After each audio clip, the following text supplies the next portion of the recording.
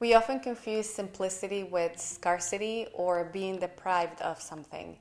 And this has not been made easy by the constant advertisement of celebrities and influencers living opulent and extravagant lifestyles. We must bear in mind that opulent living and careless materialism produce waste, pollution, and poverty, all of which exacerbates our current ecological problems and complicates the lives of the most vulnerable sectors of the global community. Simplicity does not mean living with a scarcity mindset. It means maximizing our comfort by minimizing that which doesn't serve a function in our lives and that may complicate the lives of others or create an unbearable burden to our ecosystems. Simplicity focuses on the quality of life rather than the amount of material things. Simplifying our lives requires a shift in our attitude, decisions, and actions. These are some tips to live a more simple life that are good for the soul, for others, and the planet. You don't have to do them perfectly. You just have to start incorporating them in your life wherever you can, as often as you can.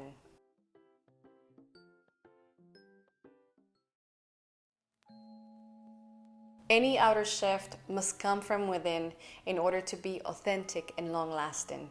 Therefore, an inner revolution is necessary. And the only way to do this is by slowing down and creating a space of silence to bring our attention inward. This helps us connect deeply to ourselves and clear our thoughts and our emotions, which in the long run allows us to cultivate a deeper understanding and an expanded perspective of things in life. Take 10 minutes every day, in the morning, or whenever it occurs naturally in your schedule, to sit down and remain in silence. You can close your eyes, notice your thoughts, notice your breath, release any stress even if only momentary, engage in the moment deeply. The point is not to become a Zen monk or stop the thoughts. The point is simply to observe without judging. I know this is particularly hard if you have an overactive mind, but with practice, a turbulent and chatty mind becomes peaceful and still. And eventually, what was once difficult and unbearable becomes effortless and a habit. When we lead fast lives, we also consume and squander resources fast. We end up using our time, money, and energy chasing after things that we don't really need and that maybe we don't even want. And we miss out on the little things that truly makes us happy and abundant, that are free and beautifully simple. People who live more slowly, who take time to notice their outer and inner surroundings, are able to live at a proper pace that allows them to take care of the necessary, to work, to rest, to have fun, and participate in the world. If you are always too busy to do anything, then you are also too busy to be aware. Deep observation transforms the ordinary into extraordinary. If we only see superficially with our eyes, for example, a tree may appear as another ordinary piece of wood with branches and leaves. But if we look deeply, a tree becomes an extraordinary living thing, part of the whole, with an important place and role in the universe. Living slowly helps us see deeply, and deep seeing transforms our vision of the world and how we interact with it. Spending time in the natural world helps us unplug from the constant noise and stimulus from fast-paced cities. And I'm not saying that living in a city is bad. It's just that when that's the only experience we have of the world, we lose sight of the multiple realities and truths that exist. Reconnecting with nature also means reconnecting with ourselves. Make being in nature a priority, sometimes alone, sometimes with friends, or sometimes with family, whether it's a daily walk to the park, a weekend trip to a nature spot, or a 2-week vacation. Spend time in nature as often as possible and let yourself be embraced by this magnificent and healing force. We hold great power in our wallets. So an obvious action to live a more simple life is to boycott mass production, avoid mass consumption, and buy secondhand wherever we can. For example, the fashion industry is said to be one of the major pollutant industries in the world. Think about a $5 t-shirt and all the resources that went into making it, not to mention the person who got underpaid for that.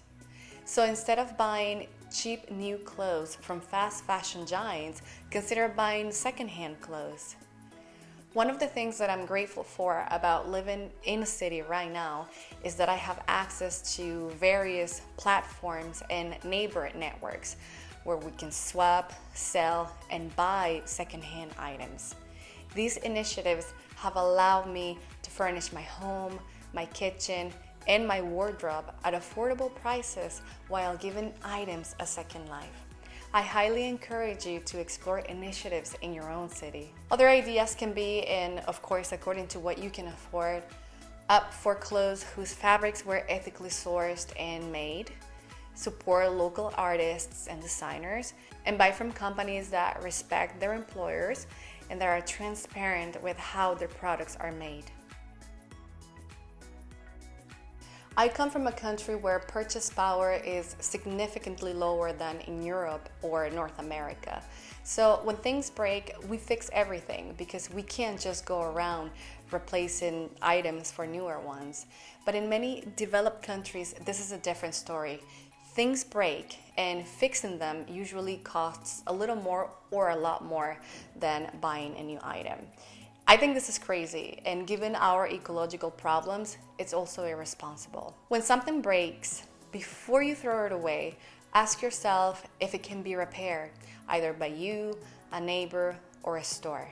If fixing it will cost you a little more than buying a new one, ask yourself if the difference is worth buying a new item and putting the other one in the garbage. Also ask yourself where this item will really end up after you put it in the garbage. Usually, when we buy, it's really the earth that pays for it. Making your own self-care products and cleaning supplies is not really hard. It may take some time and effort, but do-it-yourself is very rewarding and reduces our ecological footprint.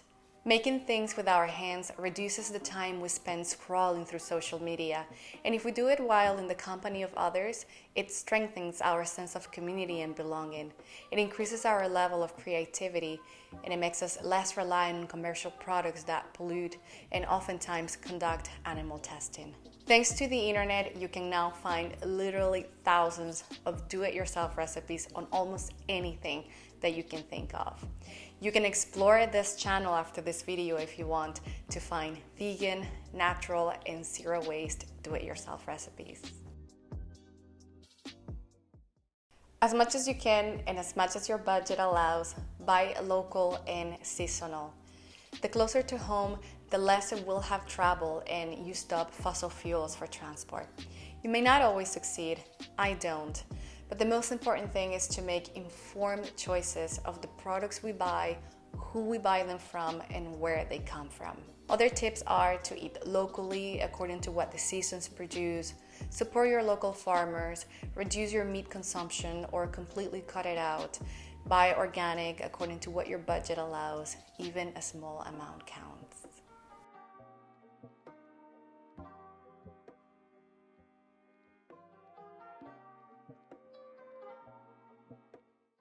Living simply is good for the soul, and it's also a way to challenge the materialistic age we live in, to defy social and ecological injustice, and to turn things around for our own sake, for our future generations, and the health of our beautiful planet.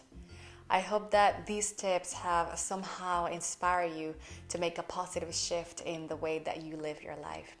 If you have tips of your own on how to live more simply, you are welcome to share them in the comment section. If you want to continue to receive wellness and do-it-yourself videos, subscribe to this channel now and ring the bell to get notified. Thank you so much, and I will see you next time. Bye-bye.